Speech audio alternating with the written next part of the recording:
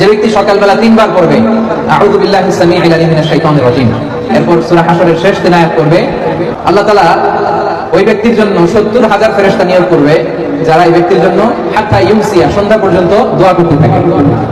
ওয়া ইন মাতা ফি যালিকাল ইয়াউম, আর এটা পরে ওই দিন যদি তার মৃত্যু হয়, মাতা শাহীদা, সে শাহাদাতের মৃত্যু নসিব করবে। আর সন্ধ্যাবেলাও যদি কেউ এভাবে 3 বার আউযু বিল্লাহি সামিউল আলিম পড়ে সূরা হাশরের শেষ 3 আয়াত পড়ে, তার জন্য একই ফজিলত রয়েছে। পড়েন সুবহানাল্লাহ। আমরা আপনাদেরকে অনুরোধ জানাচ্ছি, আপনার সূরা হাশরের শেষ 3 আয়াত ফজরের পরে এইভাবে পড়া থেকে বিরত থাকার চেষ্টা করুন। প্রমাণে একটিও হাদিস ঠিক নয়।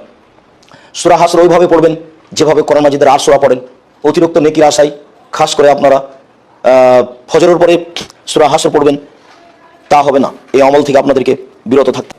হাদিসটা শুধু দুর্বল না, তিরমিজিতে হাদিসটি আছে, এই হাদিসটার নিচে লেখা রয়েছে জয়ীফ জিদ্দান। শুধু দুর্বল না, দুর্বলের বাপ, দুর্বলের চাইতেও দুর্বল।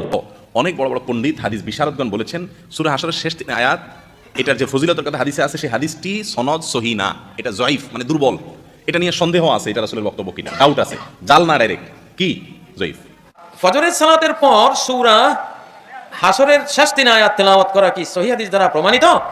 না, এই হাদিসটি মুহাদ্দিসিনদের কেরামের বিত্তেফাকিল মুহাদ্দিসিন সর্বসম্মতিক্রমে এই হাদিসটি সহিহ নয়, দুর্বল হাদিস। অর্থাৎ নবী সাল্লাল্লাহু আলাইহি সাল্লাম এই কথাটি বলে গেছেন কিনা প্রমাণিত হয় না।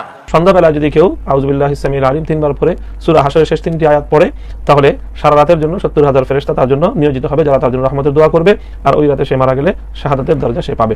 এইভাবে একটি হাদিস বর্ণিত হয়েছে হযরত মাকিল ইবনে ইয়াসার রাদিয়াল্লাহু তাআলা আনহুর সূত্রে সুনানে তিরমিজির মধ্যে, তবে হাদিসটি দাঈফ।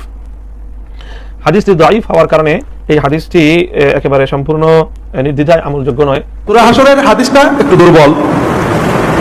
হাদিসে আসছে যদি কেউ ফজরে এবং মাগরিবের পরে আউযু বিল্লাহি সামিউল আলিম মিনাশ শাইতানির রাজিম 3 বার পড়ে সূরা হাশরের শেষ আয়াতগুলো পড়ে, তার জন্য আল্লাহ 70,000 ফেরেশতা দোয়া করে।